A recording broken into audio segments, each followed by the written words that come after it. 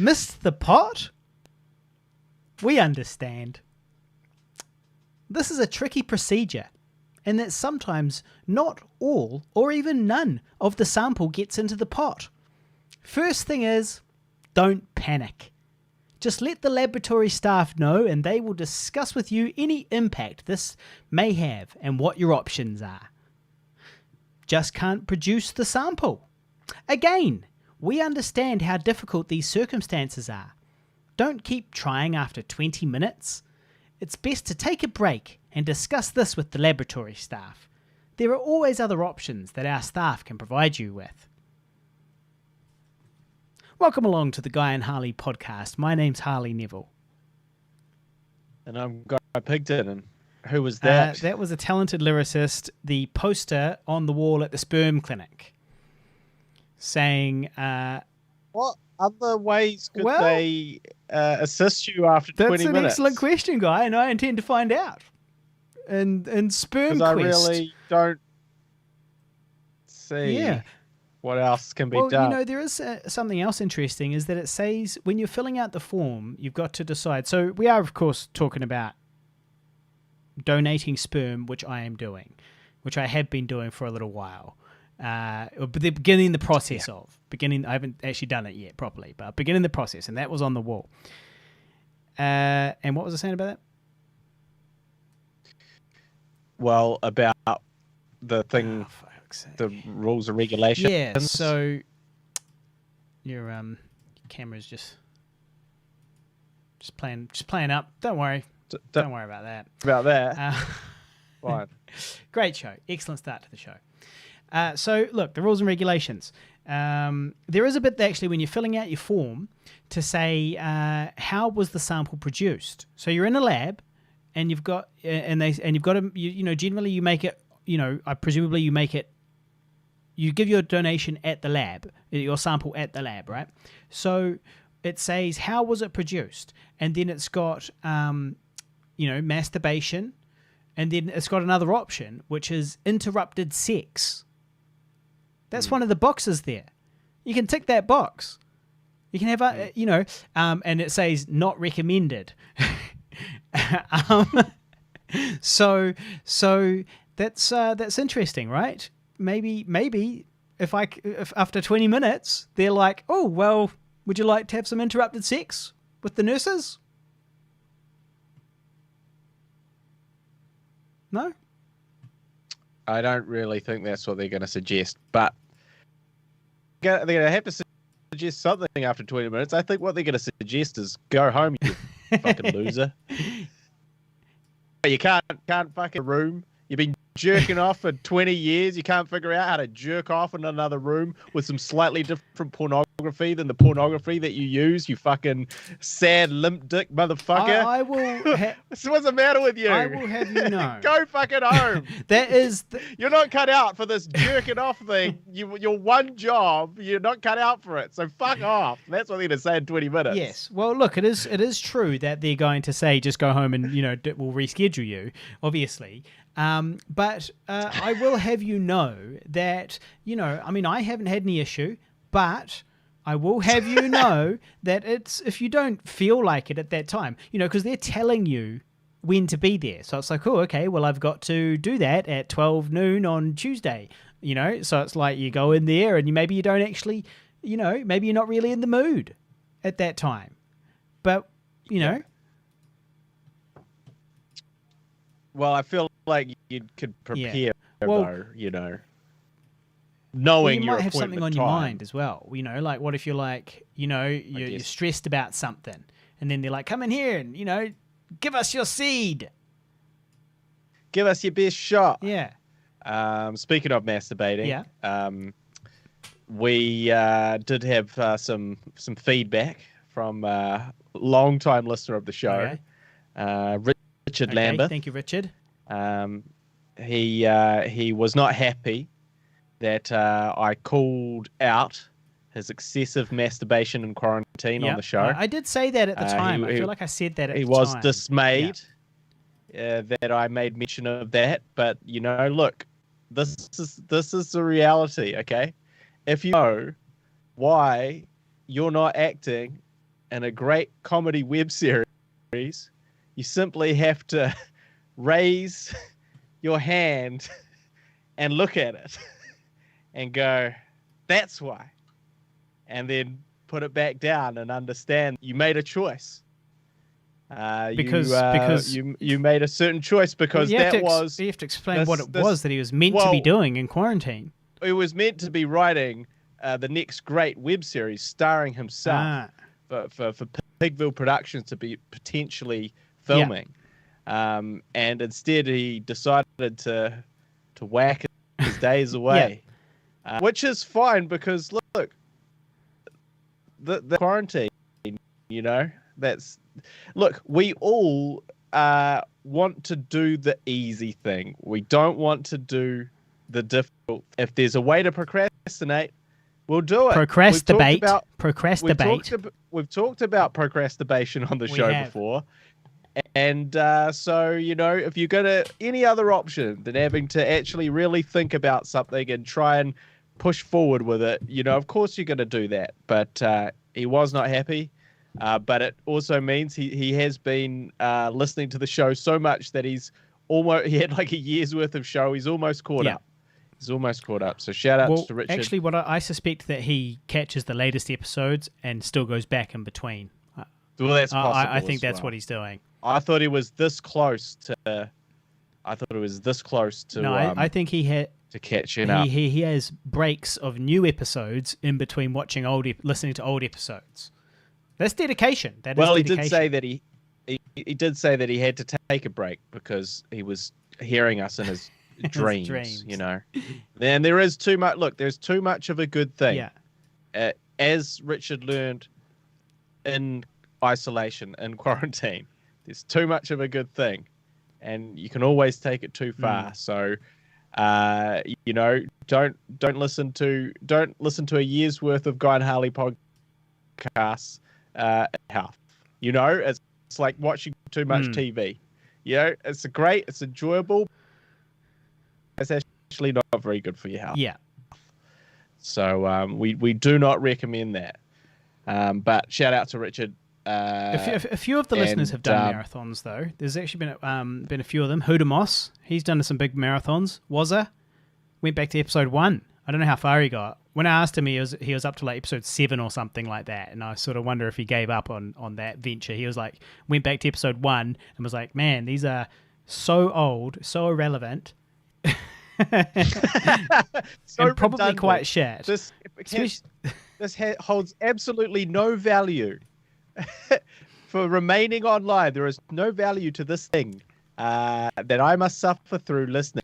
So I've given up. Yeah, I can understand that. Yeah. Well, speaking of the listeners, I did want to shout out whoever's on the live stream right now, lurking, and I also wanted to give a wee shout out to Liam Hegarty, 5150 listener. He signed up for Stake recently, which meant that I got a free piece of stock. Well, so did he. We both got free stock. I got a free piece of stock, and I got the second best one. So there's 3 different bits you can get. There's a GoPro, was like $4 or something. There's Dropbox, which is like $24, and then there's Nike, which is like $140 or something like that. And so I got Dropbox, which was good.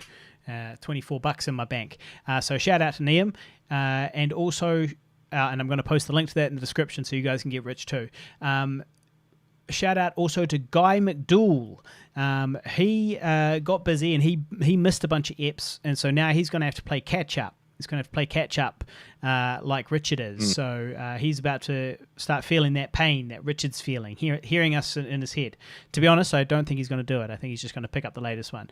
But anyway, shout out to Guy. Welcome back. I hope you're tuning back in. Tommy Great name. It is a great name. Tommy Schwela. I got, after the last episode, in which we of course mentioned the toothbrush prophecy. Yep, in which my electric toothbrush and the toothbrush of my ex-girlfriend might one day be reunited, and then we would live forever in romantic nirvana. And so much happier than with the person that she's currently with, and the family that she has. Obviously. That you will provide something much better. But it doesn't matter because I threw out the toothbrush. I got rid of it. You I left it in the bin. bin. I got rid of it. Yeah. Regretted it horribly. Went out, tried to rummage through the wheelie bin, but the rubbish had already been taken out, and I just fell to the street, fell to my knees, and just screamed out her name. Yeah. Amongst a bunch of dirty McDonald's wrappers, which you'd uncovered from the bin. Yeah, my ones, which I'd been burying, in the bottom. Yeah. Well, after all of that, in the last episode, Tommy sent me a picture of a toothbrush and a sad crying emoji. And so, you see, clearly that resonates with him too. He must have had a similar toothbrush situation with his ex-girlfriend. Yeah. That's what I deduced. So shout out to Tommy. I feel your pain, brother. I feel your pain. I know what you're going through, homie. Did you send that podcast to she who shall not be named? I sent it to her. Yeah, sure. Yeah, no, I didn't send it to her. I told her about it. You told her to. Well, I told her about it. Yeah, I mean, of course, you know. Shout out Angie, by the way. Shout out to Angie. Shout out to Angie. Mi vida, mi ex, amor. We'll be interested to know what her feedback on that one is. Yeah, well, she'll be very. I'm sure she's very sad. No response. So, shout out to Tommy. Shout out to Angie. Shout out to Guy McDowell. Shout out to Liam Hegarty. And shout out to Richard Lambeth. This is good shit. Good shit. So, I do have some movie reviews, unless you've got something you want to tune in with. Because we're in no rush. We're in no rush here. Chime in with. No, you go with your movie reviews. All right. Good. Well, I watched 2 shitty movies one shit movie, 1 passable movie, and 1 good series. And so they are as follows. Hillbilly Eulogy. Oh boy, I heard that was not it's a good. real stinker. I was like, oh, it's Ron Howard. You know? Yeah, Ron. You can't go wrong. Ron Jeremy directing, or whoever it was. It was Ron Howard. And what's he done apart from being Happy Days? Apollo 13. Oh yeah, that was. Oh, actually, yeah, that was all right. That was good. A Beautiful Mind. I didn't see that one. Russell Crowe, right? Russell Crowe. Yeah, I think I tried to watch it. I think I wasn't feeling it.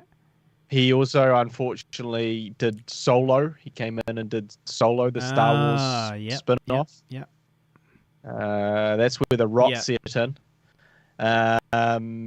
He's done actually like a really quite good movies. Yeah. Boy, did he win an Oscar or something?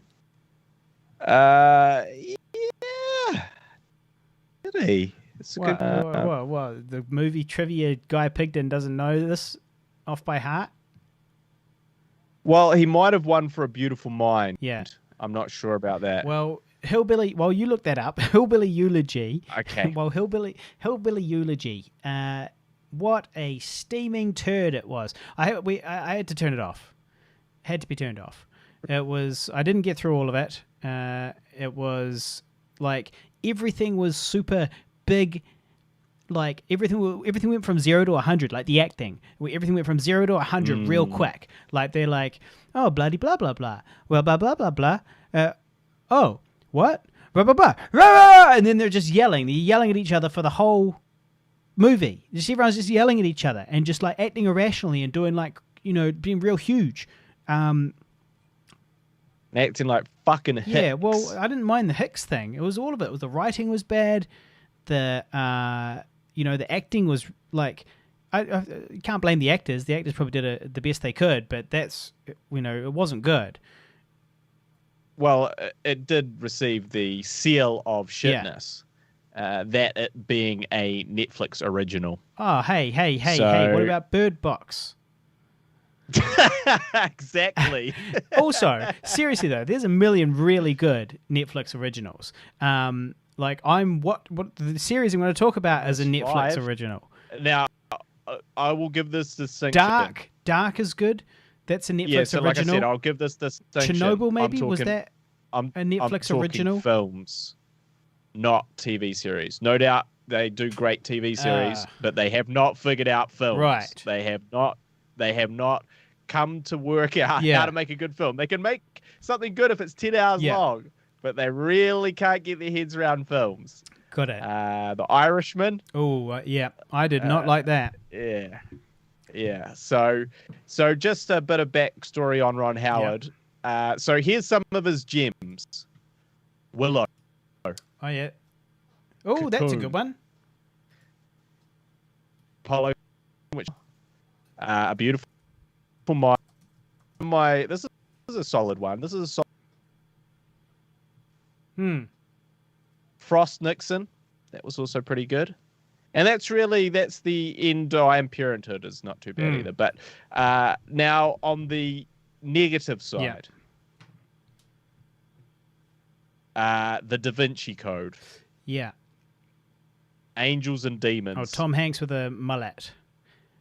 Inferno. Well, these movies. Well, they're just all those terrible. The books were good. The Dan Brown. What's his name? Oh, I read awful. all of them, but I just got halfway through the last one. I don't know if I still have it. I got halfway through one of them, and then I was like, I just can't finish this. It's just the same story again and again.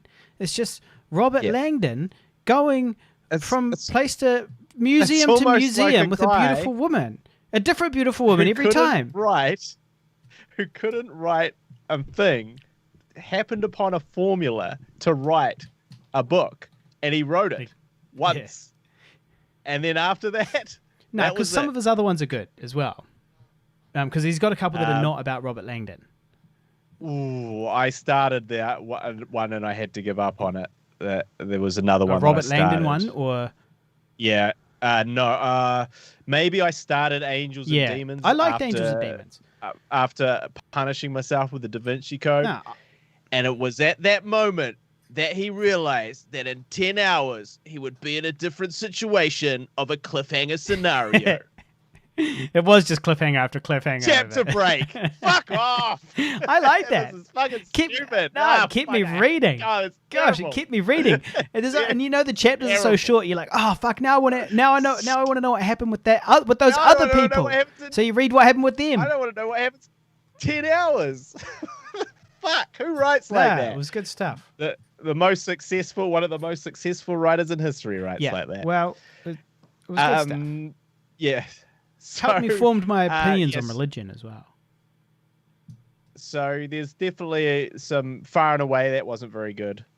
Ed TV that wasn't not good either. There's did he win an Oscar kind of or like not? Can't you just Google that? Have to click on A Beautiful Mind now. Why can't you just Google did Ron Howard win an Oscar? I have to type something, and I'm in Wikipedia now, so I just kind of want to click on things. A Beautiful Mind. Best director. Yeah, best picture and best director. There it is. See, I know more about filmmaking than you do, mate.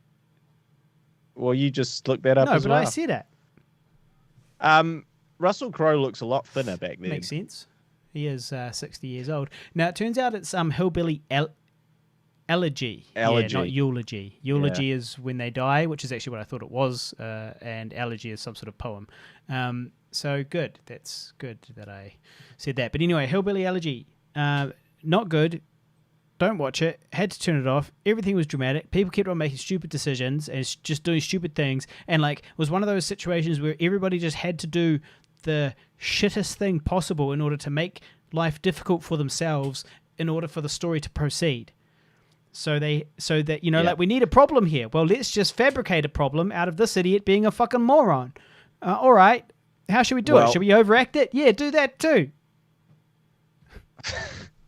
Well, I also have to call out, don't get me wrong, I do like Ron Howard films, and he's incredibly accomplished, and I wish I had his career. So let's just preface everything by saying that. However, I also have to call out his Masterclass for suffering from rich fucking director syndrome, which a lot of these masterclasses suffer from, where he goes, "Hi, I'm Ron Howard, and I'm going to how to be a director." Now, what you do is you walk onto this giant set with these awesome actors and these 2 cameras that are worth $100,000 each, and we're going to film at the same time. And we're just going to play around. We're just going to see what happens. A bit of a vibe. Yeah, I liked it when you did that. Now let's try this because we've got infinite time and this infinite set with this infinite fucking money. And it's like, look, I get it. I'm sure there's some techniques in there that we can take something away from, but you're missing the key thing of teaching a beginning director. They've got to start at the beginning. And when you start at the beginning, you don't have 2 $100,000 cameras and a set. You have none of that stuff. So everything that you're recommending doing right now is irrelevant to watching your fucking masterclass. And that comes from being so rich that you forgot when you were poor and how you directed things when you were poor. And in fact, to be fair, he was never poor because he was a very successful actor before he became a director. Yeah. So, Richie or something. You know, he transitioned from being like Richie being a rich Happy Days. Yeah, Richie Cunningham. Yeah. He transitioned from a rich actor acting in an expensive TV show to a at least relatively, you know, high up in the directing sphere of things movie. And so there's no real identification with the common man. Yeah. That's my issue. Well, it's true. Rich people don't know shit. I'm just saying they've lost touch. I'm not saying they don't know shit. Well, but they don't know shit about telling a poor person how to direct a film. Yeah. That's true. Yeah, well, look, Cocoon was a very good film. It's a Cocoon. classic. And I seem goody. to recall getting a lot of enjoyment out of Willow as well when I watched it as a boy. Yeah. If I was to say that's his highlight, Willow. Absolutely brilliant. Apparently they're working on a sequel at the moment. Oh, but, I'm sure that'll be a steaming turd. There's a risk of that. Yeah. Brilliant. So yeah. the next movie that I watched was called The Clapper. Have you heard this? You seen about this? You seen this? You heard about this? No. The Clapper. So it's got a guy from The Hangover in it, but I haven't seen The Hangover. But it's got a guy from The Hangover in it, and it's also got the lead singer Adam Levine from Maroon 5.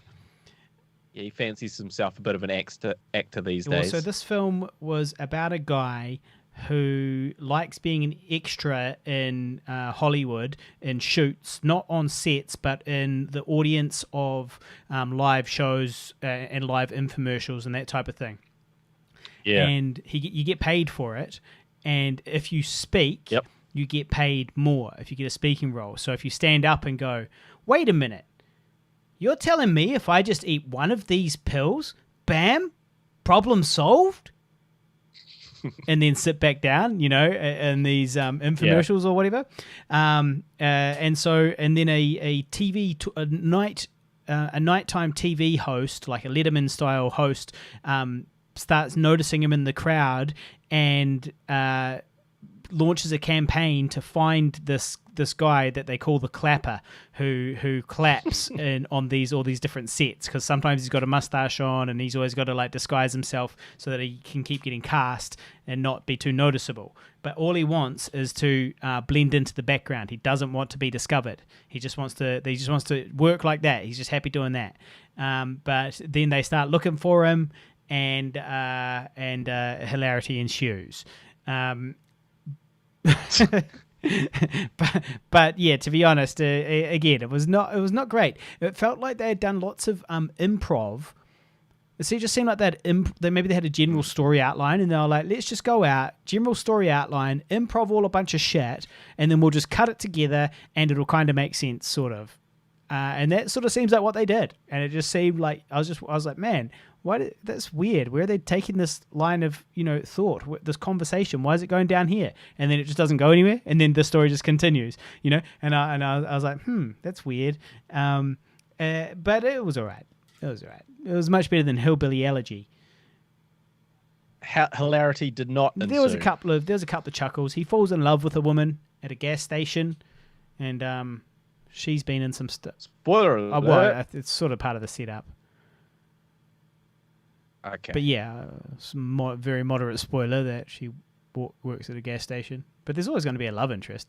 Okay, so the third thing I've watched, and this one was actually good, and well, actually I haven't seen the last episode yet, so no spoilers, but is Night Stalker, about Richard Ramirez, the oh god, yeah. The Night Stalker serial killer in LA in the 80s. It's good. Yeah. It's good shit. It's good so far, you know. I'm feeling it. I checked it out because Liam Hegarty was shouting it out on Facebook, 5150 listener, and so I checked it out, and so far I'm liking it. But I like a lot of this true crime Netflix original stuff. They're making some great shit. Don't F with Cats. That was good. Yeah, so I gave up after one episode of that because it was because the story is told from the perspective of the detectives mostly, figuring out who this guy is, as opposed to being like Richard Ramirez does this and Richard Ramirez does that. You don't even hear his name until they hear his name. I think my issue with it is kind of what Liam's criticism. Well, did you hear Liam's criticism before you watched it or after? Because I saw Liam post some criticism, and I was like, I'm not even going to read that shit. Hig. I read it after the fact, and I was like, hey, right on the money there. Right. But yes, like, essentially it was just going too deep. Right. I've only seen the first episode. Okay. So the problem, there was many problems with it, but the first problem was there is a problem with Netflix original series where they're like, we have something that is really interesting in 2 to 3 hours, but we're making a series that is 10. They're 4. Most of them are 4. We need to stretch this the fuck out.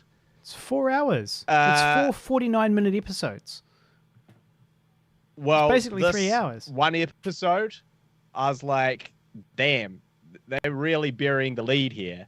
And that is my issue, is like, when you have to edit around the actual story because you need to stretch your story, that's not enough story. And there was a lot of editing around. The actual story is about this guy. The actual story is about what he did and the heinous things that he did. And the actual story, presumably, about how they caught him. But what the first episode was little bits of that, the good bits, and then a whole lot of stuff about, I hung out with my old mate, the detective, and he was a great detective, that guy. Everyone loved him, that detective. He was the best detective ever, actually. And I came home one time, and I was just proud because I was working with that detective. I was like, oh, who cares? Isn't this the Night Stalker? It's not detective school. What the fuck? I don't give a fuck about some detective I don't know about in 1970s and how good or not good he was. What I care about is the case. The fucking case. Yeah. Can we talk about the case, please? Yes, but these are the people that are solving the case. You've got to know, figure out who these people are. Very cursory. No. Look. Here's what they're doing. It's the same with like Tiger King and all of that type of thing. That was too long as well.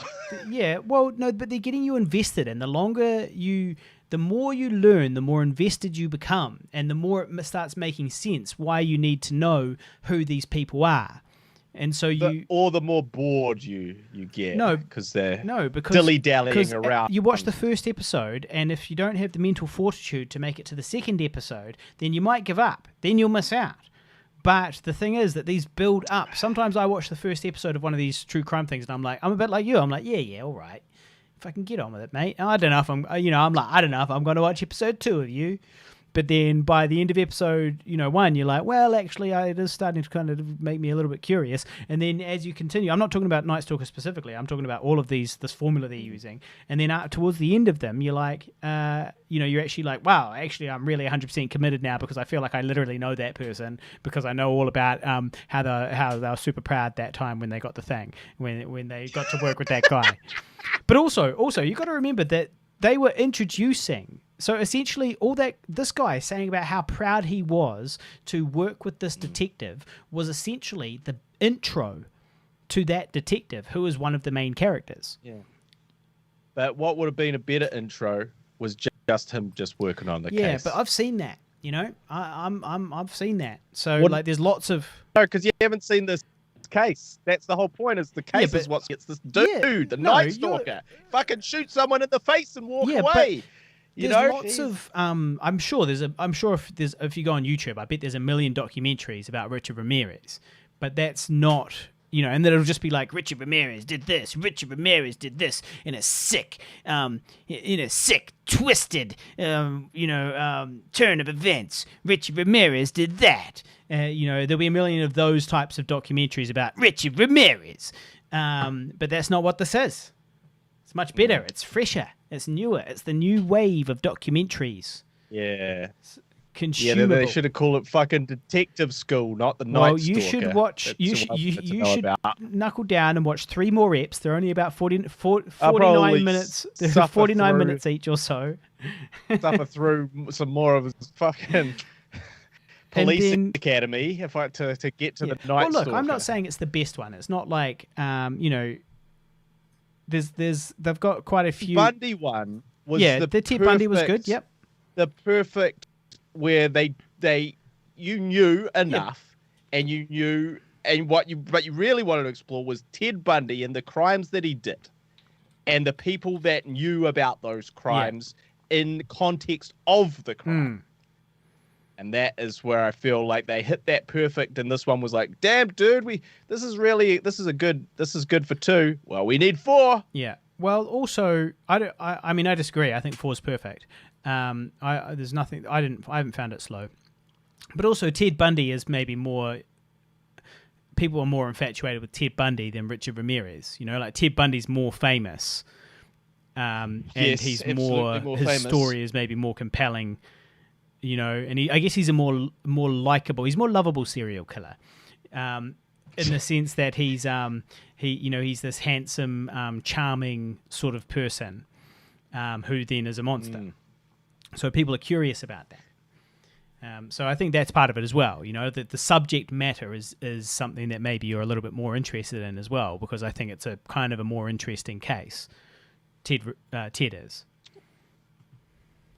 Well, I guess what's crazy to me about these things is like just the sheer amount of actual, I will say this, the amount of like detective work and sort of intelligence gathering involved with the absence of the internet, DNA testing, genetic sequencing, cell phones tracking, like all of the stuff that literally like a cop today would... a detective today would absolutely rely on to solve cases. They just had none of it. And it's like, there's this guy just out killing people. Someone saw him. What did he look like? Oh, he kind of looked like this guy. We drew up a piece of paper of him. Oh, okay. So anyone got any CCTV of that? What's CCTV? This piece of paper here. Does this look like anyone you know? Yeah. Fuck. Like, it's actually insane. And that's how you can kind of see that, I guess, it was the serial killer's heyday. Because they could just go around fucking killing people.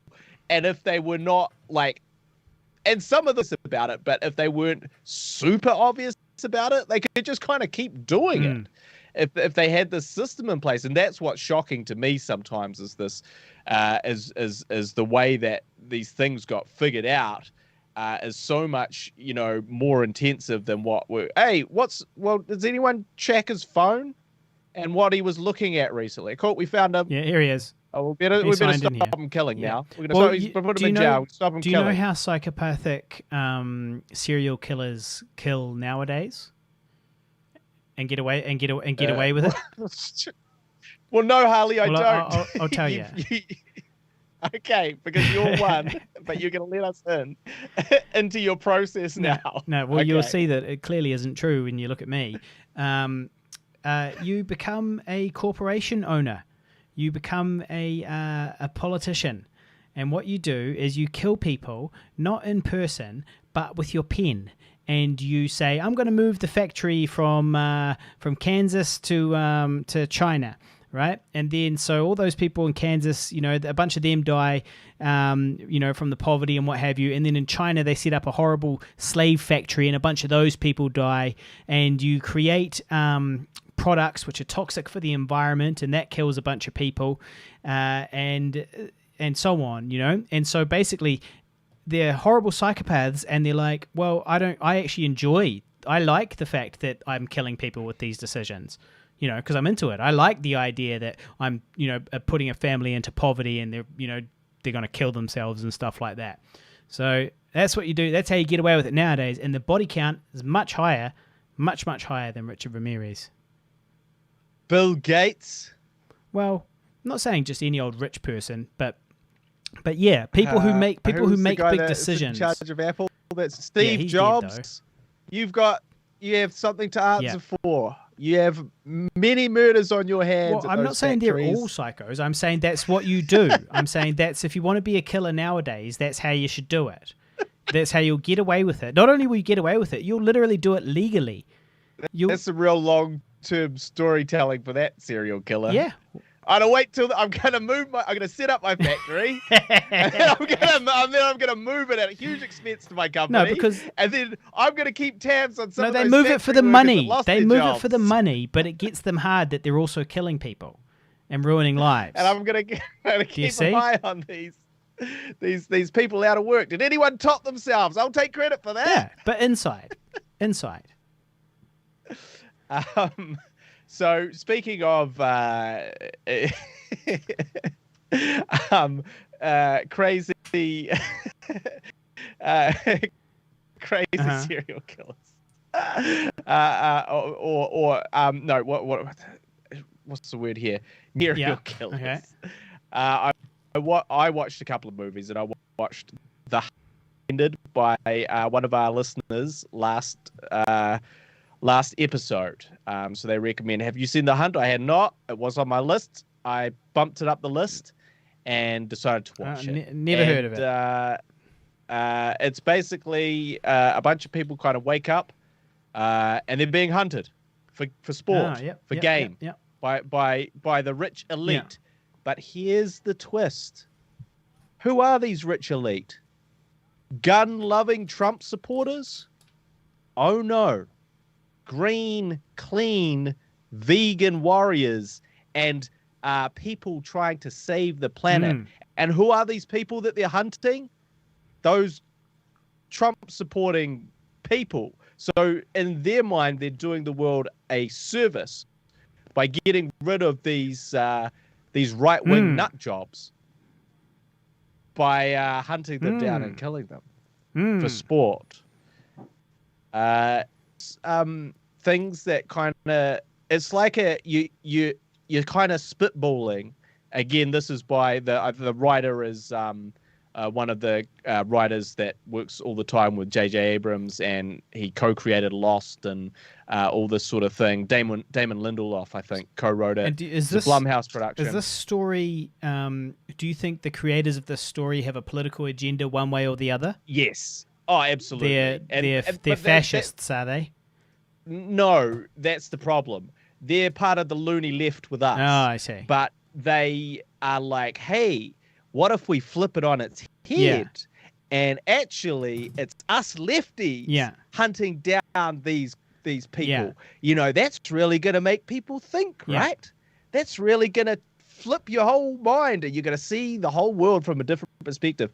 But what it ends up being is like kind of too fucking clever for its own good, and kind of like stupid. Like at some point in these conversations with these rich, successful writer directors, liberal writer directors, someone needed to come along and go, you know what? This is just kind of fucking stupid. But no one did, and they're like, no, it's brilliant. We're gonna make people think. We're gonna change the way people perceive the world with this, but within this context of this. Well, I like I do like the concept. Kind of thriller. And what's interesting is this film actually originally got banned, or it got postponed because the Trump, anti-fascists. Trump was like, promotes, incites violence. It's promoting this and that. He hadn't seen it. But they had to put it on the shelf for like 6 months and then meekly release it online, you know, when it was meant to be sort of this kind of more premiere style release. Well, it is quite controversial in this political climate to kind of suggest even the concept of going out and murdering, people who are politically different to you. It's a bit of gasoline on the fire. Well, yeah, I mean, Trump would know all about that gasoline on the fire, but I guess so. Anyway, but it was all much ado about nothing. I thought it was enjoyable, but one of those ideas where you think you've got a real good idea for a movie, but if you really got out of your own head about it, you'd go, nah, it's kind of fucking stupid. Like the concept, but actually when you see it, I'm not sure. So that's where that's at. I also did watch another horror film called Hosts, which I was interested in because it's a sort of a low-budget indie film, and it's actually by a bunch of YouTubers that I follow online. Media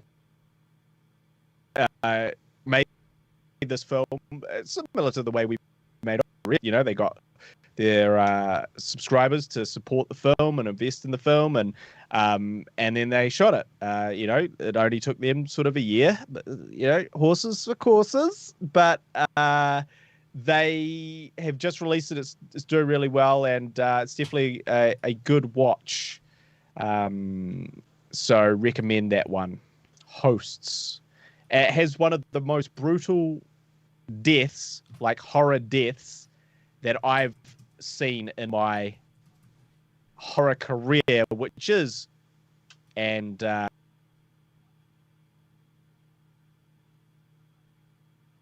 me watching horror films. I have seen a lot. It's my favorite genre. So for me, that death, shit, it must be worth checking out then. So the listeners will have to find that buy that one from our affiliate link, which we'll post below the video. I'm kidding because I can't be fucked setting that up, but that's the type of thing we could do in the future. You go, hey man, so anyway, we just finished these reviews, and you can get it in the link below. And if somebody buys it, if it's an affiliate link, we get a referral fee. We just get a cut from the company, not from the purchaser. So we'll have to do that one day. I did sign up as an affiliate for eBay and Amazon, but I didn't really. I set it all up, I did all the things, and then I didn't sell anything. The problem is, right, you have a window of time to sell, and then if you don't... Yeah. So that's the issue, is you can't pull the trigger unless you think that you're going to... Yeah, you've got to... get a reasonable amount of affiliates linking. Yeah. But they do work for a little while, though. You get 3 months or so. Yeah. It's not a short amount of time. But it's definitely worth doing. Just got to add it to the list. Harvey Neville will now sign up for that.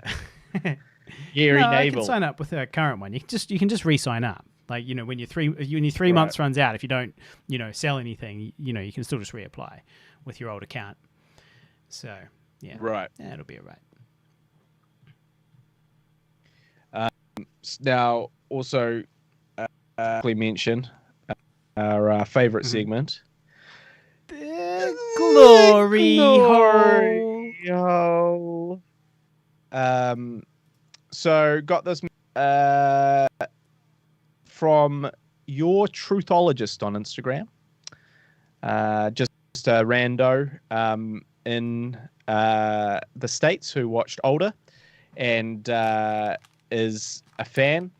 And shout out, just watched Older. What a lovely surprise. Loved it. Well done, guy. It was 1,000 times better than those Hollywood romance comedy movies, which I hate. I'm always looking for that little slice of heaven. This was it. You are so incredibly talented. You're a triple threat. I could really feel each character. You are going places. I can feel it. Just stay with it. Don't give up. You have the talent. I feel like you and Judd Apatow would make an amazing team. I agree. I think we would make a good team. I agree with all of this. Let's make this happen. Thank you for producing such an endearing film. it was such a treat. So thank you very much, your truthologist on Instagram. That one made my day, and she also did leave a review for us, as did just Instagram me before the show started. So people chucking in those reviews. It's taken off. It's taken off. This thing's taken off, people. Get on board right now. Go to olderfilm.com and you can watch it. Olderfilm.com. You can watch our film. There's an option there. Hit by now and you can watch it. Grassroots, man. I'd love one of those. I also did. I noticed I got a follow from Tropical Gem 17. Oh, did you? Looks familiar.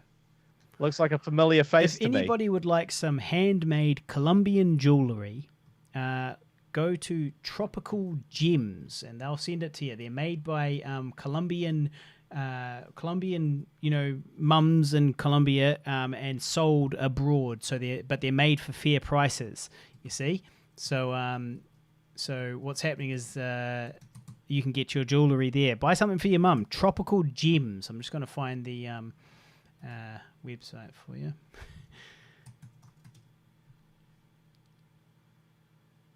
For fuck's sake. Well, I'll find that for you. But anyway, Tropical Gems. It's not at the top one. Well, maybe it is. See why she broke up with you. No, hang on. Maybe it is the right one. No, I can't be expected to know all of the names, all of the details, offhand. But no, this looks right anyway. So it's Tropical Gems CA, which is California. TropicalGemsCA.com. Go there and get your earrings for your missus, for your mum, for your sister, for yourself, whatever. TropicalGemsCA.com. Go there and support a cool business.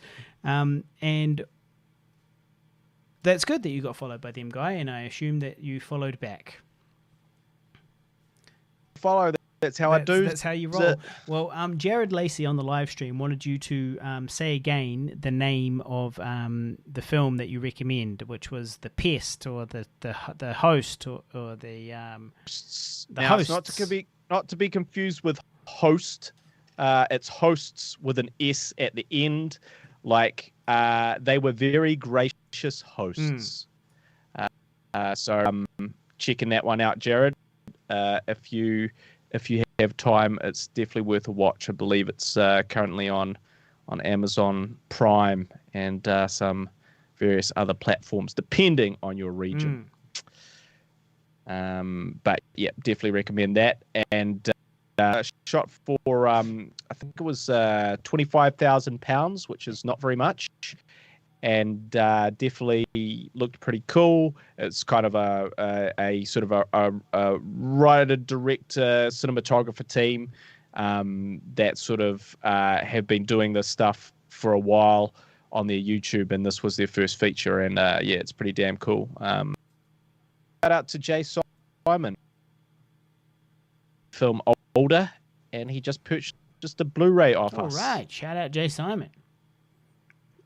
So I'm a podcast, but you got to love it when an actor who's in the film for free buys the film at the end. That's good on him, because he didn't have to do that, and technically I should give him a Blu-ray for free, but then we wouldn't not making any money. We'd just lose money on the Blu-rays, so we'd just give away 30 Blu-rays, and that would be problematic, so we can't do that. If anybody wants to buy a Blu-ray, just go to facebook.com/Guy and Harley, and you can get I think we've only got a few left, right? There's 7 Blu-rays left currently in the current order. Special edition. This is the extended edition. So if you're an international listener and you want a copy of Older, if you want to watch Older, you can only legally watch the version with the 4 minutes of sex cut out. And because of that 4 minutes of sex being cut out, you do not get to see the base of Guy Pigden's shaft. But you don't get to see that. But if you buy the Blu-ray off me and I send it to you, you will be able to witness that. And just for those that maybe that's not so appealing to, it also does feature a great commentary track, producer, director, actors commentary with you and me talking about the film. It's just like the which Guy and Harley is podcast, except for we're watching the movie. Worth its weight in gold, as is the actors one, where I do it with some of the actors, Leisha and Astra, and then also there's deleted scenes, so all the things that not all the things, but some of the things we cut out. Also, I think I'm just trying to think if it's on the Blu-ray or if it's on Vimeo one, but one of those, and I don't know if we talked about this, but one of those deleted scenes features a very young Benee, the superstar artist. Benee. Yeah. Do you know who I'm talking about? Well, he recently created a beat which got used on a American hip hop artist's R&B artist's song. No, that's not the person we're No? talking about. No, and she's like the new she's Lord. the new Lord. I have basically. heard about this new Lord coming through. This new Lord of the Manor coming through. Yeah, so I don't think No, I have. Anyway, I have. I'm in the entertainment biz. Yeah, I know what the kids are talking about. I know what the kids are talking about. I'm not. Also, never has there been someone sound any older than last episode where you said like on fleek and a bunch of things that no one really says anymore. I was like, man, we're really so old. Hey man, people are still saying on fleek. This is not. No one's. They are. They're saying on fleek. I told a young woman the other day. I said to her, "Eyebrows are on fleek." Yeah, and she chuckled to herself. Like, you old man trying to use things that we don't even use anymore. You're so funny. You're so out of touch, old man. You pathetic out of touch, old man. This is just priceless. No, look, man. The kids fuck with my shit, and I fuck with the kids' shit.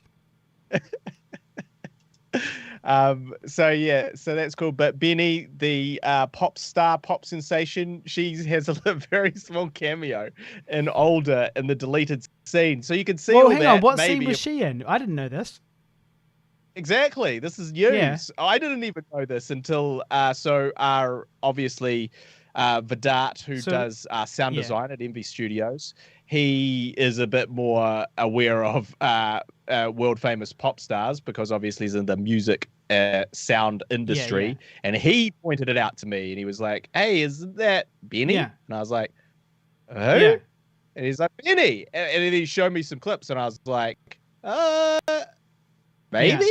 And then I went back and looked at it because this is before Benee was Benee, right? This was when Benee, a dorky little teen, showing up in a low budget movie because she'd been roped into it by her parents. Yeah. And so it's the scene where my character gets caught having sex in public.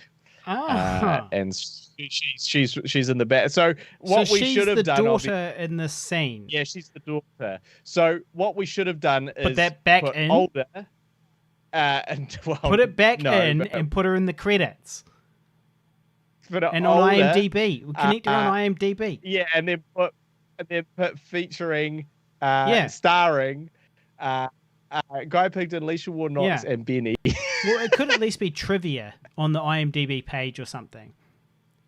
But I'm just not sure because I'm not sure if that scene is in the deleted scenes. I'd have to look at the Blu-ray because I had to do a longer deleted scenes and a shorter deleted scenes to fit them all on the Blu-ray. And I'm not sure if that's one of the ones that was in there or not. Right. So if people want to see Benee, because I'm pretty sure it's on the Blu-ray. And if it's not, sorry about that. But you to make this so the thing is you can't get it at olderfilm.com because we don't have a Facebook store set up for it for the Blu-rays because we've only got 7 Blu-rays. We're not going to set up a store for 7 Blu-rays. So you just have to message us. Go facebook.com/Guy and Harley or you can use the email address pigvilleproductions@gmail.com on PayPal. Go to PayPal, use the email address pigvilleproductions@gmail.com. You can email us there as well, and you can pay there and stuff as well. So, facebook.com/Guy and Harley, and then just send us a message. We'll send you a DVD. Doesn't matter where you are in the world. We'll make the price work for you. Well, we'll make the price work for us first. Yeah. Oh, yeah. When we say for you, we mean for us. As I did not do on the last person I sent it to, because they're like, it was like something ridiculous, like $21 or something to post. America, it's like, it's gone up. Why? Because COVID. Everything, you can just say that. Yeah, because COVID. About anything. Rent's gone up. What? You're fired. Why? Because COVID. I'm breaking up with you. Why? Because COVID. So, unfortunately, it's too easy to say now. We're not doing your movie. Why? It's because COVID. So, yeah, that is an issue. But what was I going to say about that one? We will get it out to you by hook or crook. We will. So you should check that out. Olderfilm.com as well, if you just want to watch it the old easy way. So, I'm all out of notes. I thought, what are you going to talk about your audition? Oh, all right. Yeah, that's right. I did have a callback. I mentioned it last week, and I've had it, and I'm still in the running as far as I'm aware. I'm still in the running, but so it was a callback. I was on the shortlist. I had like a 1.2 chance, what did I decide? Like a 0.8 chance out of 3, something like that. Chances were high. Chances were pretty good that I could get this role, and I went in, but to be honest, I just feel like I didn't really do that great in that audition. What it was I said that last week I had 3 auditions, and that 2 of them I nailed, and they went really well, and I didn't get anywhere, and one of them I just blew in halfway through moving house with you, like 5 minutes before. I was all sweaty, and 5 minutes before doing that audition, I was like screaming at you, pivot! Pivot! No, God, for fuck, pivot, mate! And then I had to rush in there, and then I didn't really think I'd hear anything about it. And what do you know? I got on the shortlist, so they were into that. But now I think I didn't really bring it on my callback. I just sometimes you can feel it like beforehand. You're like I can feel it in my balls. You're like, no, I don't think I'm gonna get this one. I can just feel that I'm not like sometimes you're just like, man, I'm just like not even thinking about this. I'm not worried. I'm like so cool about all of this. And then other times you're like, actually, I'm feeling a lot of anxiety about this audition. So I was just feeling a little bit uncomfortable, not that confident about the audition, just kind of unprepared and just not really, because I also have trouble with auditions with no dialogue. And I get these all the time, these auditions with no dialogue, and it's like, cool, so I just fucking show up, basically. Obviously you look over it, but it's just kind of difficult to practice, because you don't know what they're really going to tell you until they get there, and then they'll go, all right, cool, so there's no dialogue, but I want you to look over here, and you're looking at a dragon, and then the dragon's going to fly over there, and you're going to be surprised by that. And then you're going to look over there, and there's a fairy, and you're really happy about that. But then you pick up the product, and you realize it was all a dream. So you're disappointed. And action. And you're like, the old mime.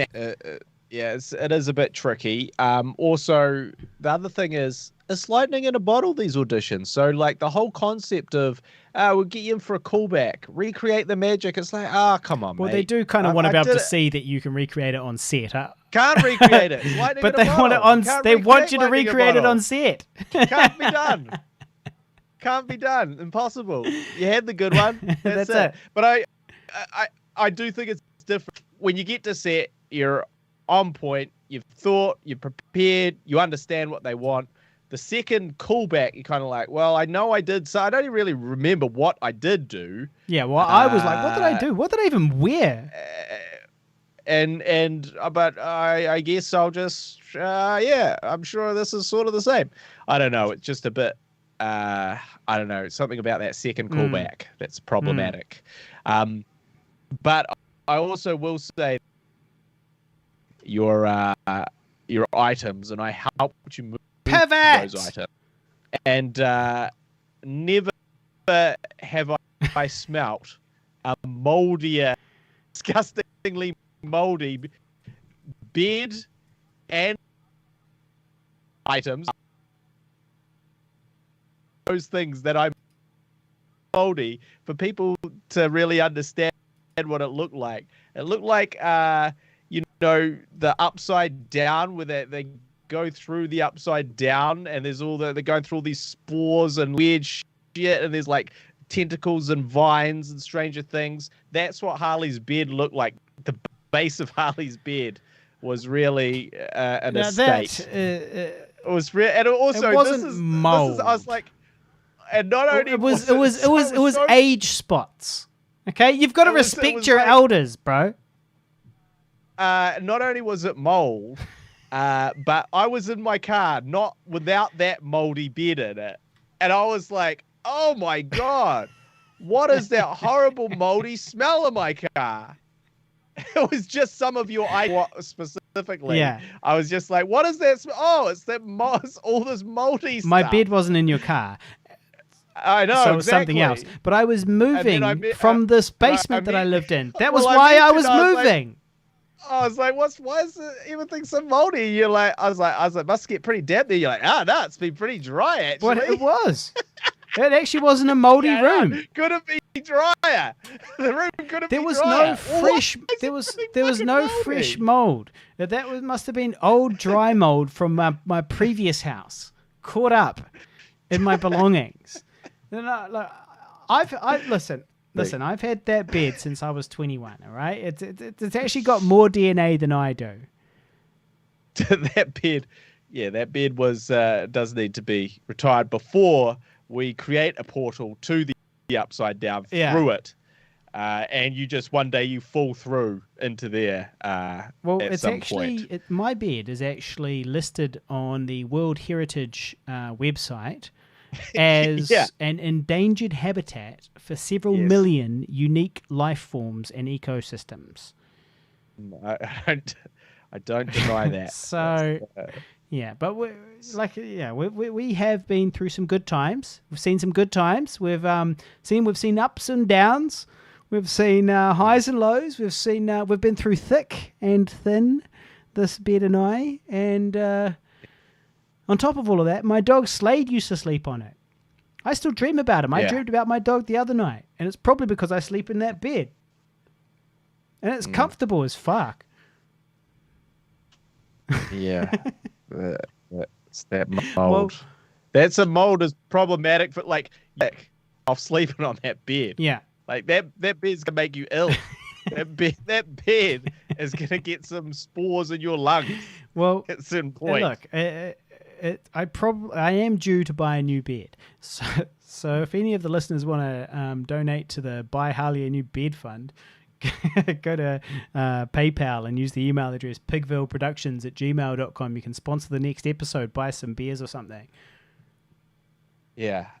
We should also just mention the process of getting Imi the Vegan up online, available through our distributor on Amazon Prime, etc.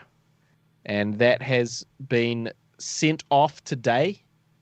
There is so basically it now has to pass QC, quality check, which means essentially that it's submitted to presumably Amazon, and they say this has no problems with it.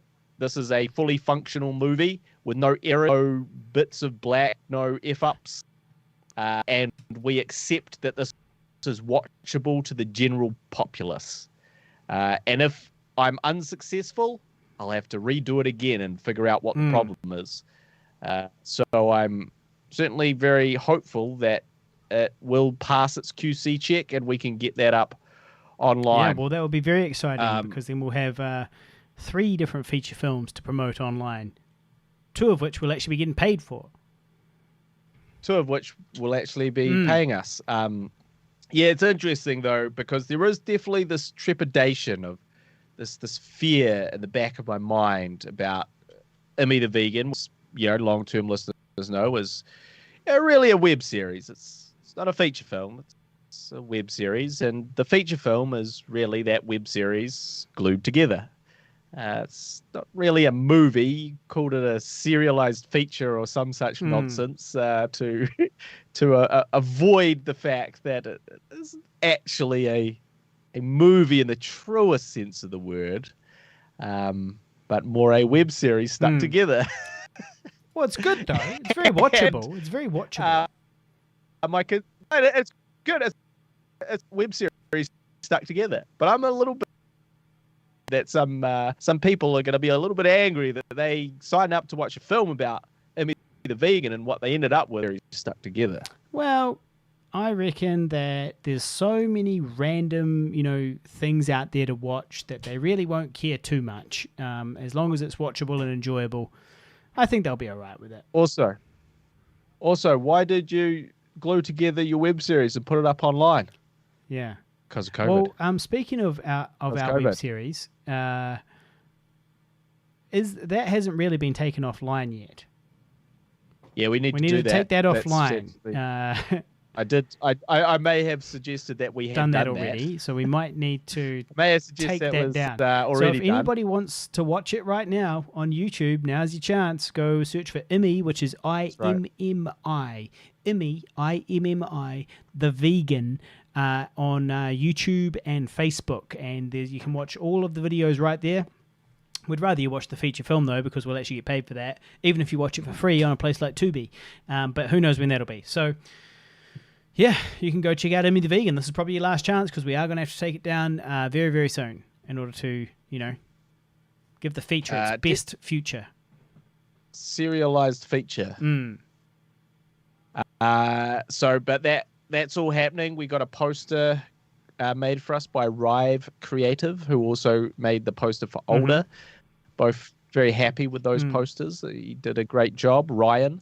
So if you're looking for a poster for your film, so if you've got a film, whether that's a short or a feature, Ryan is your guy. If you look up Rive Creative, that's RYVE Creative online, you'll find him, and I certainly recommend him if you're looking for at a reasonable price. The man does good work, so check that out, and also check out Immy the Vegan. And Did you know, Guy, that every Google search you do has an energy cost? Do you know that? Well, I didn't think about it. But now that you think about it, you're like, that makes sense. But I guess there's no... Everything is not everything, but quite a large number of things would have energy costs associated with it. E equals MC squared. So, yeah, that's true, right? So, for example, though, if you were to sit down and type into Google, like, penis enlarges New Zealand, for example, it would require energy to send that message, and because that information needs to be sent like through the cables and via the satellites, and the appropriate incantations need to be said to the tech priests and so on. So there's a big energy cost here. Yeah, very. I'm glad that you explained it. Yeah. Where you going with this? Oh no, we're really. I was just making small talk. Okay. Really though, it costs like the equivalent of like flicking a light switch, which is not a big deal. But when you just sit there doing it all day, like I do, right? Then over the course of a lifetime, multiplied by billions. By the billions of the parasitic, humans that have infected and infested this planet, suddenly you've actually got like a quite an astronomical energy suck. So I just thought that was kind of interesting, because I sit here all day Googling shit, using energy, and I'm using this energy to generate revenue on the internet, and I'm essentially just like, I'm not quite physically plugged in, but I'm almost physically, I'm all but physically plugged in, to the system. And I just sit here in front of these screens all day, just entertaining myself in one way or another. You want to get work done? Jump on the internet. You want intimacy and affection? Jump on the internet. You want friends? You want advice? You want to learn something? Jump on the internet. So yeah, I'm just sitting here. It's really like it's my source of validation and information and romance and my substitute for romance. And so yes. Anyway, I just thought that was interesting. It's the energy cost. I'm sitting here running this big system. We're all part of it. So the moral of the story is what? Use bookmarks. Yeah. Use bookmarks. Save the world. Use bookmarks. Hashtag use bookmarks. I'm glad we solved that one. We've solved the energy crisis. Yeah. Well, I was just saying, I mean, what's interesting about it is not so much the energy, but the fact that I am sitting here generating energy with my fingertips. I eat food and then I use my fingers to type stuff in, which generates energy, which uses energy, but generates income for somebody somewhere and consumes natural resources as well. It's interesting, right?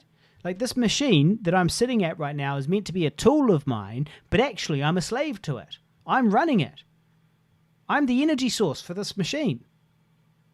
If you think about it, this whole system. Yeah, they made a film about the Social that. Dilemma. No, The Matrix. Oh, The Matrix. Yeah, well, The Matrix is a documentary, my friend. The difference is that those guys are actually plugged into it. It's a dystopian future where they're actually fully plugged in. And I guess that's kind of my... Spoiler alert. If you haven't seen that movie from 20 years ago. Yeah. But that's kind of my point, really, isn't it? I'm a proto. I'm proto. This is proto The Matrix. Where we live right now is proto The Matrix. The world in 2021 is the proto Matrix. Well, speaking of sitting in front of computers and sucking energy, what's been sucking my energy recently is that I'm currently in the process of the documentary film, which is a documentary that I'm working on, which has been mentioned on the show before, about MSA, multiple system atrophy, which my uncle was suffering from before he passed away. I went over in 2019 to film him and film his experience and also use his words to sort of describe what he was going through. And I've been working on that documentary and it's very depressing. Well, of course it is. It must be obviously very difficult because not only was it your uncle, but you also went over there and witnessed, the last few months of his life, which obviously, and now it comes with its own trauma. And then you've now got to go back and relive that trauma in the editing suite, not just once, but again and again and again, microsecond after frame after frame. You're like, well, hang on, should I cut away from him on this frame or on that frame? Should I say this thing about him dying or should I say that thing about him dying? So it all sounds very traumatic, to be honest. It sounds like exactly the type of thing you need, someone else to afterwards. Well, films being like the closest in a way form of time travel that we have to time travel, except in this case I'm literally reliving someone's death over and over again, while modifying it in certain ways to sort of change the perception or the sort of, well, there's no way to change the final outcome. So it's only to change, how we interpret it up until that point, I suppose. And also change how the world reacts to it, perhaps. You can what's the word? Enhance or, direct how the world responds by documenting this with your artistry. So it's very grim. I did have an editor, in fact, friend Isaac Newcomb, friend of the show, and talented cinematographer, is editing it, and he has been editing it. So I don't want to say that it's just been me. It's just I'm doing this next pass because there is actually a deadline on Sunday for the Doc Edge Festival over here, which is kind of like the premier documentary festival, and I want to submit to that at least a sort of a work in progress draft. Now I am breaking the cardinal the cardinal sin, which is that rule. you should not submit. This is for filmmakers, advice to filmmakers. You should not submit something that is unfinished. You should try and submit the best version of that thing. You did that. So I'm 100%. We did that with I Survived a Zombie Holocaust and Older. Done it with everything, but not so much with Older. So yes, with we Older, submitted Older to the New Zealand International Film Festival before it was finished, and we didn't get in, and then we didn't submit again. We couldn't, because we had already been rejected because we'd sent them the not final version two years prematurely. Yeah, we prematurely submitted. Submitulated. That submission is, I'm pretty sure that that version that they saw was the final version, just wasn't the final mix. No, so I think some stuff changed. I don't think there was anything that changed. I'd have to look back at that submission, but I'm pretty sure that really nothing changed in those 2 years, bar the having to reshoot that section that was illegal for us to use. But nothing really changed. Only the sound was tweaked. But just so that I'm breaking section. that rule again. Just that whole section and the sound. Breaking that rule again and submitting, because this is the problem with festivals, man, is they got these long ass lead times of like 6 months, So if you submit now, it's like you're going to find out in April, and then it's going to screen in and it's like, well, that's cool, but it's really messing up my post-production workflow. Because I'd really like a bit of extra time. Yeah, because you miss the deadline, and then you've got to wait a full year. You got to wait another year. But you don't have to wait another year. You actually have to wait a year, almost 2. Because it's like that whole year plus the next whole year until the screening, which is towards the end of the next year. And so that's why, obviously, we would truly submit to things. That's why but as filmmakers, I'd advise against it, except for me doing it on Sunday, because I think that's a good idea. So I'm going to do it. Well, no, look, I mean, that was my advice to you. Literally do it. Do it, submit it, do the mistake that we've made multiple times over, and make it again. We've got a secret plan this time. We've got a secret plan, which we'll have to. Should we tell them about the secret plan? Well, probably not. It might jeopardize the chances of success, But let's just say that once the secret plan has happened, then we'll tell the 5150 what the secret plan was. But we're going to get this film in. It's getting in there. So I've been working on that extensive. Like, the thing is, we've talked about my dislike for editing in general as it is. Well, what's worse than that?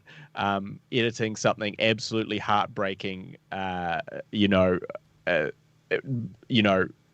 day, 8 hours, 10 hours a day, that's much worse than editing a comedy that you're just chipping away at. You're also going to have to watch it a million times for all the, the play down at when you're checking the DCP, the digital cinema package. You're going to have to, go to the cinema and watch it, and when you're doing the sound mix and you're doing all that stuff, and then it's gonna come out, right? And you have to go to the premiere and sit down and watch it again, possibly at multiple screenings.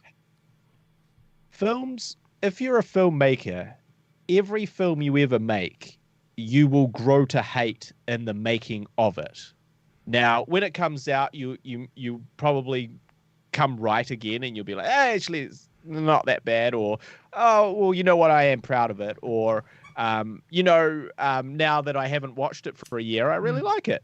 But in the process of making it, in that editing phase, in that all that sort of end bit, if you don't grow to hate it, to some degree, and to really dislike it and just only see the problems with it, I don't think that you're being very honest with yourself. I like our films. I I just can't rewatch them because I've seen them so many times. I can rewatch older still because I haven't seen that one too many times compared to Zombie Holocaust. But Zombie Holocaust, I can't really watch again. I always think it'd be a great thing to like show a woman on a date. You're like, hey, like come and watch this film that I'm the fucking hero in. They might fall in love with Wesley Pennington and then extend that love to me. And then all you have to do is to pretend to be that character for the rest of your life. Well, at least influenced by that character. And I'll just talk like this and I'll go, yep, that's me. Wesley. I'm Harley. That's me. I'm Harley. Sorry. The Hinge. So yes, I never do it though because I just can't watch it anymore. Well, and also there's the thing is that like a lot of filmmakers, everyone they criticize. Ridley Scott's made like 6 different versions of Blade Runner, and a couple different versions of and James Cameron messed around with aliens and did this cut and that cut, and people kind of, and George Lucas being famous, oh, who shot first, Greedo or Han Solo? Tinkering. But I feel like that, so at first you're like, look, this is as good as I've absolutely gotten it, and I can't do any better. This is my absolute best, and I hate it, and I want to go kill myself now, and now it goes out into the world. That's where you start once you've released a film. Then as time progresses, you go, hey, it isn't that bad, but now, and I would like another crack at editing this. And that's why you see that all these filmmakers, when given the opportunity, have come back and give it a dabble. But unfortunately, sometimes the legacy is already cemented about what people like, and just because it's the audiences there. And so if you start meddling with it, then you're also kind of fucking with the audience. Because that whole hand shot first thing, right? He did, right? Yeah, well, in the original he did. And so that is cool because even though it's like obviously not a traditional good guy thing to do, and he's kind of one of the good guys, but he's like a rough around the edges good guy. But that goes to that hints at reality, which is that he was a literal cutthroat, like kill or and be that he would have killed. killed heaps of people. He would have killed people all the time. He was a smuggler, and hanging out in Mos Eisley. He would have cut a few throats. You don't get into that career by being soft. He's hard. You'll never find a more treacherous hive of scum and villainy. And that's where he hung out. So he's one of them. Exactly. He is scum and villainy. And so, that adds a certain edge to Han Solo that's not there if he doesn't shoot first. He's a cold-hearted killer at the end of the day. He kills people. How many stormtroopers did he kill? These people have families, man. These people have fucking families. It's true. What I'm going to say is that when we eventually do get all the rights to Zombie Holocaust back, I'm 100% doing a new cut. Oh, yeah. Well, you should, because to be honest, I think there's... I'm doing a new cut. I'm going to do some trims. We're going to have a look. We're going to have a assess. Maybe we'll put a few nice little bits back in. There's a couple of jokes that I certainly missed. So it'll be the Super Director's Edition because there's already another cut out there of it. There's already 2 cuts out there. There was the Director's cut. There's going to be the one true Director's cut at the time of this cut that he did it. That's great because we can market that as the special edition, fucking platinum gold edition, Director's cut, brand new because we just got it back, and this is how it should be or whatever. And then we sell that and bam, passive income all over our face and titties.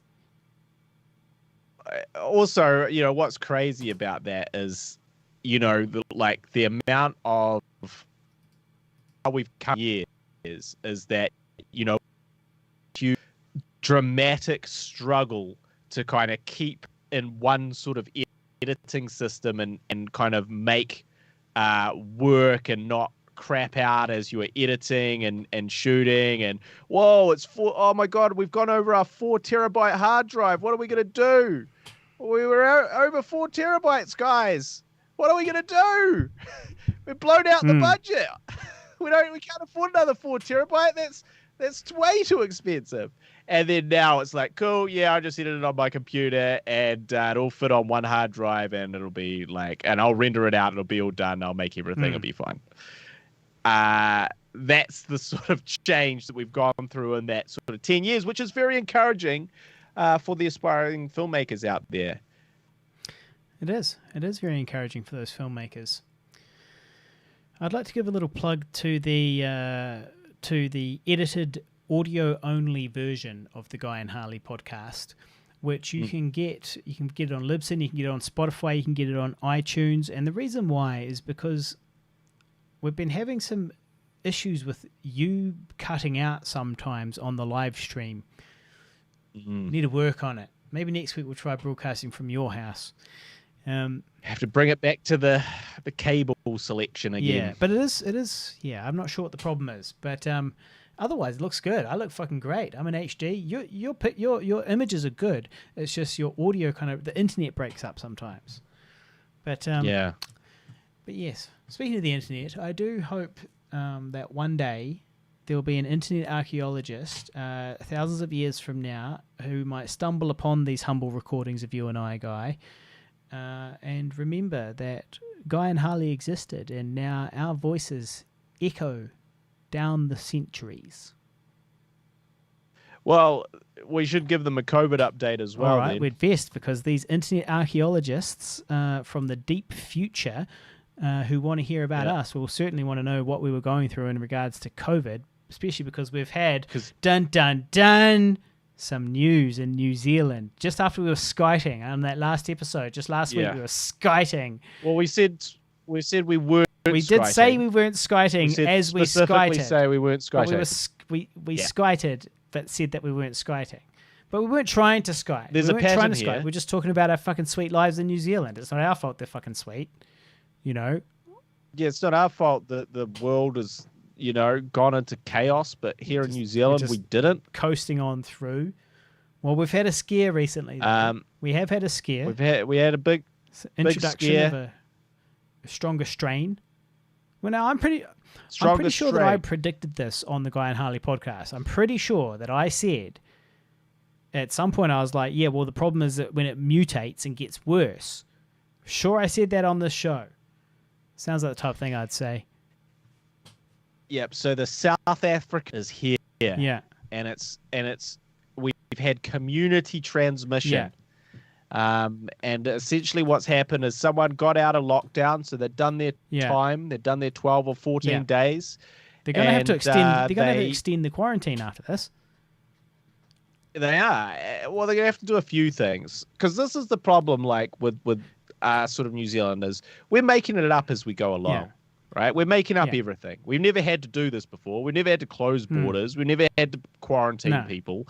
We've never had to know when or not a virus is mutating that we have to stop getting out into the community. It's stuff for us. And so with our sometimes our laid back Kiwi attitude, we're like, sweet, we got it sorted. When what we have is something that is 100% not foolproof. No. And we still haven't got that foolproof. The internet archaeologists know that. They're chuckling right now while they think about our future. They're having a wee lull at that one. The horrors that await us. Yeah, so essentially what's happened is someone tested negative. They did their time. They got out, and then they had it. And they had it because late in their stay in quarantine from someone else in quarantine, and that had not become visible, and then they'd done a big tour of the North. Yeah, they went to 30 different businesses. It's quite a lot of places. It is quite a lot. Because they thought they were scot-free. They got the negative well, test. they had done everything. Worries. They did everything right. They did the quarantine, and then they used the app everywhere they went, which is exactly what they were meant to do, and that really helped. That helped the authorities hugely, and so they're going to hopefully be able to kind of keep it under control. Yep.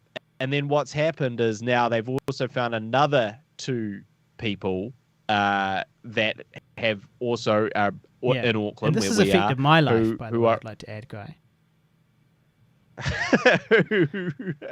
who have also got it, and again from the same place. So the sort of the disease has come from the same vector, from the same path. It's from this hotel. It's So somewhere wait, at what the was end the of the connection thing. to It's the this- Pullman Hotel? Because it was at the Pullman Hotel. So they both They've all come from the same out of this Pullman Hotel. I fucking filmed things at the Pullman Hotel. Not like obviously not guess post what, COVID, mate? but I do often film events and stuff at that hotel, the Pullman. Well, now they're and they haven't figured out yet. They're desperately trying to figure out like what we get it because there's bad aircon in there. Yeah. You know, did they get it because someone touched an elevator last time? It's so freaking contagious. And this is a South African one, and they're talking about like, well, if they were in the room opposite this corridor, right, and they said something, and they were like, and then someone went out into the corridor and breathed. And then someone came from the other door and went out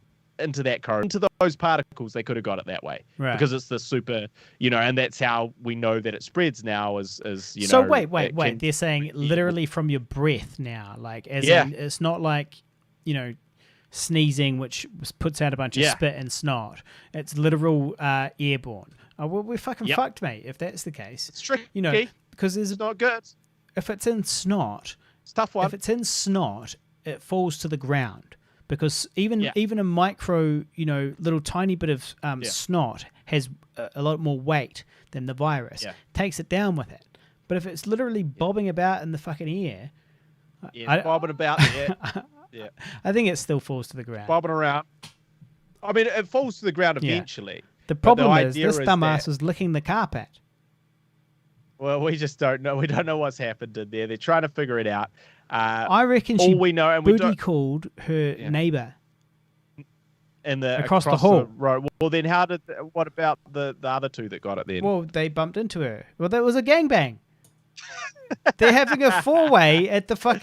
You know how we instantly we're always just speculating that that's all because they've had sex with someone. Like that's every time. That's our theory. Whenever we talk about a new COVID case, we're like they were having sex. Yeah, well, like the guy that jumped the wall to go have sex with the prostitute. Because he was in the pie. And she was a super spreader. Yeah, we love this theory, but or that other lady who she found out, she must have met someone in quarantine. It's always the same old story with us. Well, the thing is, I did only have sex twice in all of 2020, so that's probably part of the problem. Your mind is going exactly. Dottie Pie says, hello, you two sexy beasts from Calgary, Alberta, Canada. Shout out to Dottie Pie on the live stream. You were here last week. I remember you. So thanks for coming back. That's awesome. Yes. So there could be more cases in the community. They think they've probably got a hand thousands of people they're currently testing. There's, we discover sort of more close contacts of those people, which is good. But it's all things are edgy. Things are we're teetering on the brink again. But really what needs to happen, and this is the thing, because there is no true, that we've yet to figure out. There is no true foolproof way to stop people coming in, bringing in COVID. But the best one's going to be when everyone has to, within 72 hours of travel, produce a negative test result. Whenever they implement that from people traveling overseas, we're going to see dramatically less COVID around here. Because at the moment, it's like, hey, you got COVID? Well, come and stay in this hotel and wait for it to go away, and then we'll release you out into the land. Whereas it should be, oh, you got COVID? Well, stay over there and wait till it passes over there. Get your test, and even that will still bring people with COVID. I know how to fix this. I've got it. We just exchange quarantines. No, we exchange quarantines with the other countries. So basically, we start doing a 2-week quarantine of people that want to leave New Zealand. So you do 2 weeks quarantine before you go. Before you go. Not bad. Hey, look, that's not a bad idea. And to get back into New Zealand, you have to have done 2 weeks quarantine before you left. Though, then just get on a plane. They will still have to do quarantine on the other side. Yeah, but maybe you could make it a shorter one or something like that. Because, I guess there's still... I guess it depends on the risk of transmission, in the airport because you still got to do a quarantine, and I guess it can't be a shorter one because you could have got it on the fucking at the airport. Yeah. So they'd need to make these airports like fucking streamlined just for them. Or you could have produced a false negative in your 72-hour test, but actually have it. And then it's a tricky one. It's so. What's the solution? We don't know, but definitely that negative test to start would be definitely a good start. Yeah, well, it is. They're doing it. They've started it. I don't think they're doing it everywhere, though. Like, if you book a flight back now from somewhere, they're not like, hey, have you got your test that's mandatory? Quick, listeners, if you're out there and you want to get in before this new testing, you better rush now and get on the plane. Come to New Zealand. The problem is that we're also at capacity. Yeah. For all the people coming back. So there's a waiting what's list. happened is everyone's gone like, we want to come back to New Zealand where there's no COVID. Yeah. And what that means is like all the quarantine facilities that might house people are full of people in quarantine. And so there's this extended period of time to book in for your quarantine after your flight. It's crazy, man. I can't even imagine this concept of like, cool, all right, does a quarantine shuttle pick me up from the airport? Like, do we walk down like a big thing of a tubed thing of, with hazmat dudes, exactly. hazmat people fucking spraying you down. They're gonna hose. It's like in American History X when he first goes into jail and they hose him down. He gets naked and they hose him down. That's what we do to people coming in here. When they get off the plane, you're like, fucking, look out, Granny! Rah! And then you walk to the van, and then you go in the van, and then you just drive, presumably, directly to the thing. But it's kind of crazy, because obviously we think about international travel, like, you get off your international travel, you order an Uber. Not anymore. Yeah. Not anymore. Well... Just stay here where it's safe. Yeah. Yeah, well, so the way that it affected me was that somebody called, one of my, from somewhere I'd been, they called to see if I had been at Pack and Save in Auckland, because that's one of the places where they're looking for people that have been from there, and it's at Pack and Save in Auckland right now, but I can't remember which one it is, unfortunately, or I'd say it. But a bunch of them were like... here we go. But yeah, so anyway, I hadn't been there, so it didn't actually affect me. But it could have affected me. They called me about it. Well,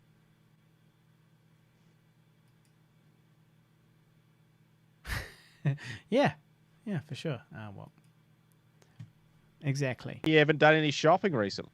No. Well, I don't normally go to Pack and Save anyway. I'm more of a countdown kind of guy. So, no, I would go if it was the closest one. I'm not that picky. Yeah. I guess we should wrap things up because I actually still have some more editing to do. Yeah. Well, I'm quite tired. I've had a big day, had a big couple of days, so. I think you're right. I think it's time that we wrapped up this episode of the Guy and Harley podcast. Thank you so much for listening. Shout out to Dottie Pie on the live stream and Jared Lacey and to all of our regular listeners. Thank you so much. Facebook.com/Guy and Harley. Olderfilm.com is another great place to support us. Patreon.com/Pigville. That's a great way to support us as well. And you can also sponsor the next show by giving us some beers or some beer money or whatever by using the email address pigvilleproductions@gmail.com and going to paypal.com, and you can transfer money there using that email address pigvilleproductions@gmail.com, and we will shout you out on the next episode as the beer sponsor for that episode. So go right ahead and do that. And yes, thank you for listening. And just remember that if you have failed to reach one of your goals, and you want to know why, just look into the palm of your hand and the answers you seek may be staring right in front of you. It's true. It's true. On a related note, I will add to that that until you make the unconscious conscious, it will direct your life and you will call it fate. Think about it.